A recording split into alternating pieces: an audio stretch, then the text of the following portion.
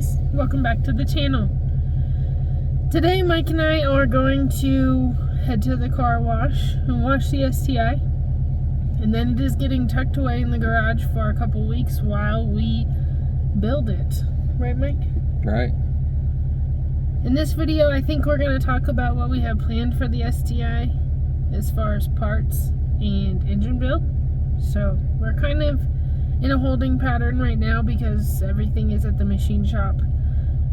Mike and I are going to be building the bottom end probably this week, starting this evening, wouldn't you say? Yeah. So anyway, big things are coming, but I guess Technically it's not a bottom end since it's a horizontally opposed engine. It's a short block. Okay, we're building the short block. So the heads are at the machine shop still. And other than that, you're going to see next what we have planned for our build. So stay tuned.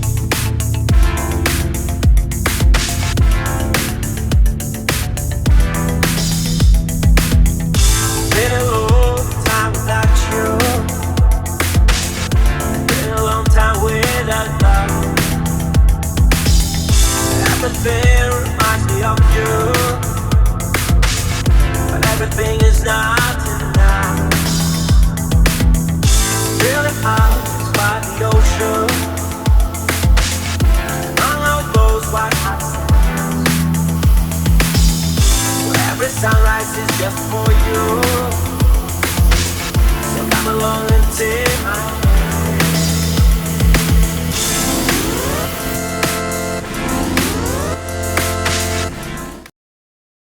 hand. Closed deck is just like it sounds. Typically on an open deck, or semi-closed, you would have a cylinder support here, here, there, and there, and then the rest of this cooling jacket would be open. They go ahead and machine it out and insert their closed deck insert in there. You can kind of see a slight differentiation between the different aluminums, but yeah. It's pretty cool. The weak spots on the cylinders when they're open deck are typically where the case bolts connect. As you can see, it's obviously the thinnest there. The closed deck insert definitely helps with that, and overall just assists with cylinder rigidity. It's pretty cool. It looks jazzy.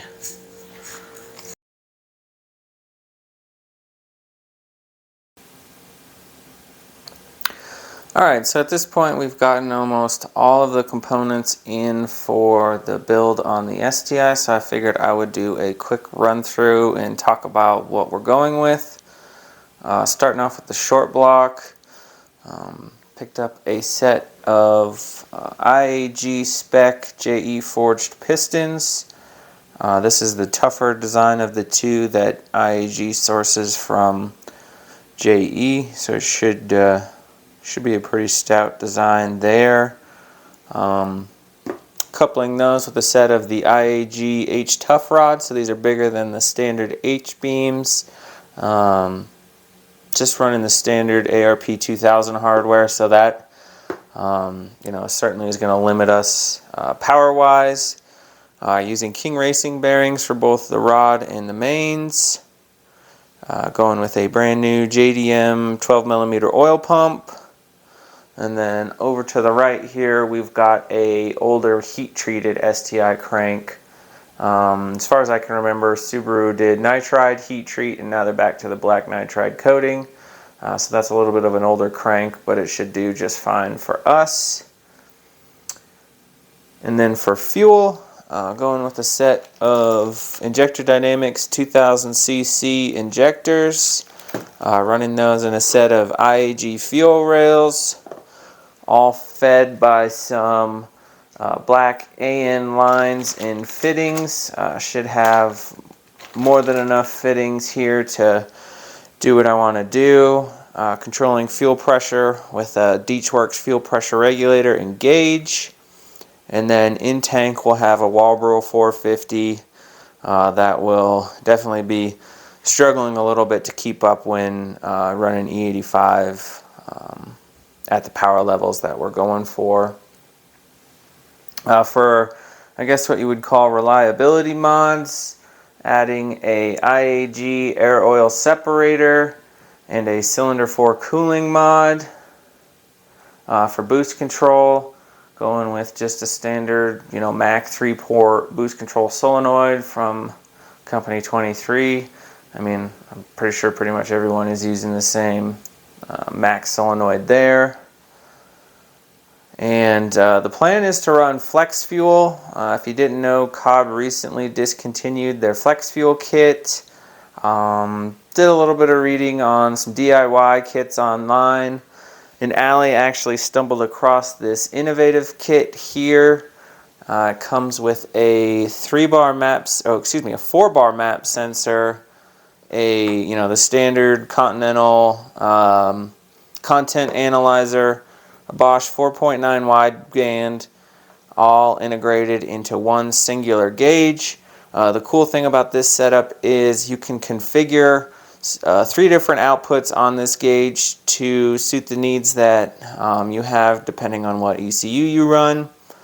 For the Cobb access port, you need a 5-volt output for ethanol content. You're actually able to configure that through this gauge, and so we can then tie that into the driver's side TGV wiring, and the access port will be able to read ethanol content so we can run flex fuel. So all goes as planned. We'll have a flex fuel kit for half the price of the Cobb kit that also included the wideband gauge and the 4-bar map. So I thought that was kind of cool. For turbo, going with the Gen 2 GTX3584RS. Not pictured here is a Perrin rotated kit and front mount. So those will all be working together for boost. For oiling, went with the Killer Bee cast oil pump, baffle, and pickup. And then for cooling, have the Mishimoto aluminum radiator. Ended up picking that one up for a great deal on a tax day sale from one of the vendors. To make everything easier, went ahead and grabbed another STi intake manifold. That way we can essentially swap between the 2 different engines in the car without having to move components back and forth. We were able to get stuff like the alternator, power steering pump, a lot of the sensors and so forth on the builder block that we bought. So at this point we'll have a fully dressed long block ready to drop in the car. And then last thing on the table, we've got a X-clutch twin disc.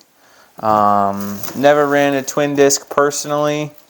Given the power levels that we're shooting for, figured that would be the right move. I know XD is the most popular option when it comes to Subarus, but this one was about 60% of the cost, so we'll see how that works out for me. But other than that, that should be most everything we need to complete the build. The GSC S2 cams are downstairs. The cylinder heads are off at the machine shop getting GSC Valve Guides, BC, 1mm oversized valves, BC made by Pack valve springs, and some BC titanium retainers. So hopefully those will be back here in the next week or so. In the meantime, we'll get going on putting the short block together and then slapping this all together here in the next month or so.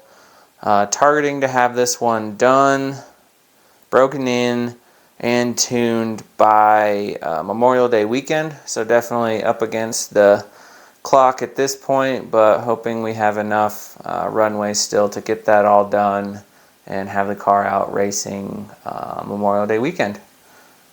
So yeah, that was just a quick breakdown. Still have a few more things coming in, but we'll be sure to make more videos as we start to put everything together.